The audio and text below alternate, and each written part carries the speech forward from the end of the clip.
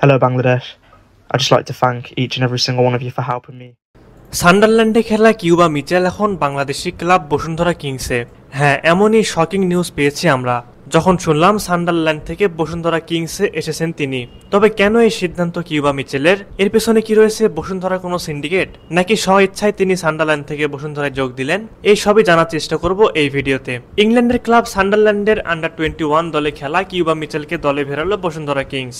AFC challenge লিগের জন্য আজ ছিল নিবন্ধনের শেষ দিন, আর শেষ দিনে চমক দেখিয়ে কিউবা মিচেলকে নিবন্ধন করিয়েছে বাংলাদেশ প্রিমিয়ার লিগের 5 বারের চ্যাম্পিয়নরা। খবরটা প্রথম আলোকে নিশ্চিত করেছেন বসুন্ধরা কিংসের সভাপতি ইমরুল হাসান। 3 মৌসুমের জন্য মিচেলের সঙ্গে চুক্তি করেছে বসুন্ধরা কিংস।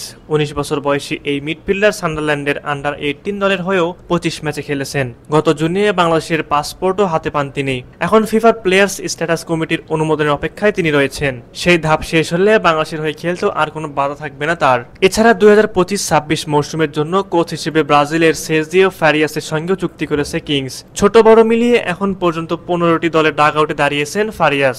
সামলেছেন ব্রাজিল আন্ডার-17 দলের দায়িত্ব। সর্বশেষ 2023 সালের জুলাই থেকে সেপ্টেম্বর পর্যন্ত কুয়েত প্রিমিয়ার লিগের ক্লাব কাজমা স্পোর্টিং ক্লাবের কোচের দায়িত্ব পালন করেন 58 বছর বয়সী এই কোচ। 2018 থেকে বাংলাদেশ প্রিমিয়ার লিগে খেলছে কিংস। টানা 5 মৌসুম স্প্যানিশ কোচ অস্কার ব্রুজনের অধীনে দারুণ সাফল্য পায় ক্লাবটি।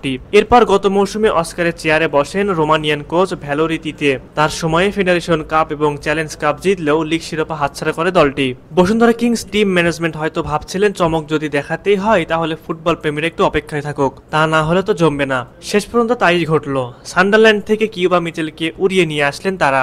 মূলত সান্ডারল্যান্ডের থেকে কিউবা বেশি পারিশ্রমিক পাবেন বসুন্ধরা কিংসের ডেরায়, আর সেই জন্য এই চুক্তি সম্পন্ন করতে সক্ষম হয়েছে বসুন্ধরা কিংস ম্যানেজমেন্ট। এখন দেখার বিষয় কিউবা মিচেল বসুন্ধরার ডেরায় কেমন পারফর্ম করেন। সুপ্রিয় ভিউয়ার্স, আপনাদের কাছে কি মনে হয় কিউবা মিচেল কি বসুন্ধরায় এসে ভুল করলেন? তার কি সান্ডারল্যান্ডে থাকা উচিত ছিল? অবশ্যই সে বিষয়ে আপনাদের মূল্যবান মতামত আমাদের কমেন্ট করে জানাতে ভুলবেন না।